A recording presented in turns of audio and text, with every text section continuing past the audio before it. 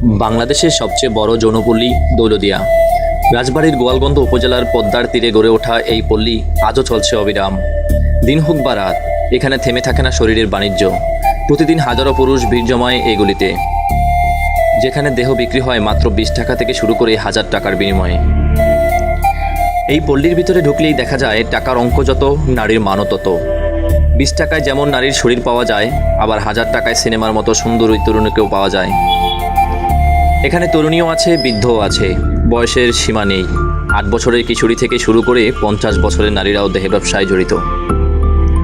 দৌলতদিয়ার ব্যবসা শুধু রাতে নয়, দিনেও সমান তালে চলে। দিনের আলোয় গলিতে ঢুকে গ্রাহকরা, কারো সময় নেই, কারো টাকা নেই, দ্রুত চাহিদা মিটিয়ে বেরিয়ে যায়। কিন্তু রাত নামলে বদলে যায় চিত্র।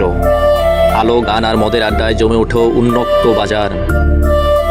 শহর থেকে আসা টাকার মালিকরাও তখন ভিড় জমায়, কারণ এখানে তারা পায় সিনেমার মতো সুন্দরী নারী।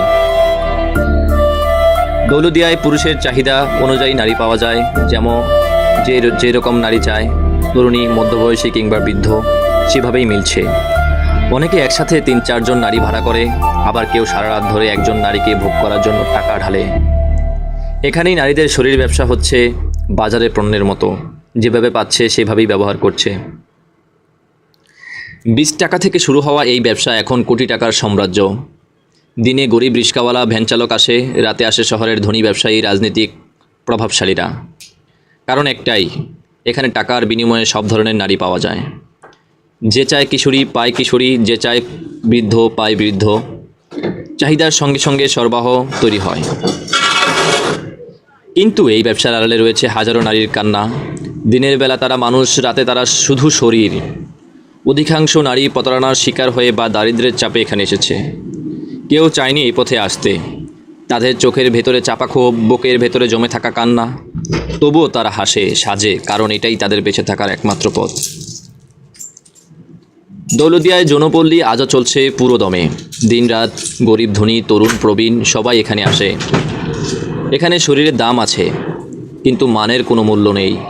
8 বছর থেকে 50 বছর পর্যন্ত নারীকেও এখানে বিক্রি করা হয়, যেভাবে বাজারের পণ্য বিক্রি হয়। দৌলতদিয়া আজও দাঁড়িয়ে আছে অন্ধকার, অপমান আর দেহ ব্যবসার এক জীবন্ত প্রতীক হয়ে। যতই রাত ঘনিয়ে আসে, দৌলতদিয়ার গলিতে চুপচাপ আলো জ্বলে ওঠে। যারা সকালে দুপুরে অপেক্ষা করেছিল, তারা রাতের ভিড়ের সঙ্গে মিলিয়ে তাদের খুশি খুঁজে নেয়। দৃশ্যপটে যেন এক চলন্ত সিনেমার মতো, এক পাশে হাসি, অন্য পাশে কান্না। এখানে দিনে যেমন ব্যবসা চলে, রাতে তেমনই একটি অবিরাম চক্র। পল্লীতে বয়স 8 বছর থেকে 50 বছর পর্যন্ত নারীদের দেখা যায়। তরুণ, তরুণীর, মধ্যবয়সী, বৃদ্ধা সবাই বিক্রি হচ্ছে তাদের চাহিদা অনুযায়ী। কেউ একসাথে একাধিক পুরুষের জন্য থাকেন, কেউ একা রাতের জন্য। প্রতিটি নারী যেন বাজারের পণ্য, আর ক্রেতা তাদের বাছাই করে, যেমন পছন্দ তেমন প্রাপ্য। রাতের অন্ধকারে আসে শহরের বড়লোক, ব্যবসায়ী, প্রভাবশালী। তাদের হাতে আছে টাকা, আর এখানে তারা পায় যা চায়।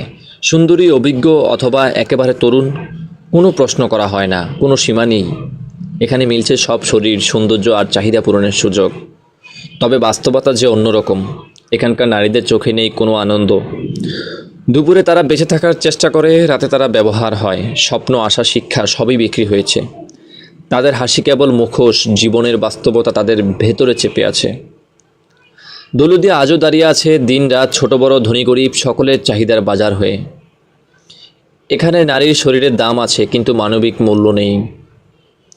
এটি এক জীবন্ত সাক্ষ্য, যা দেখায় মানুষ কতটা নির্মম হতে পারে আর সমাজ কতটা অন্ধ হয়ে আছে।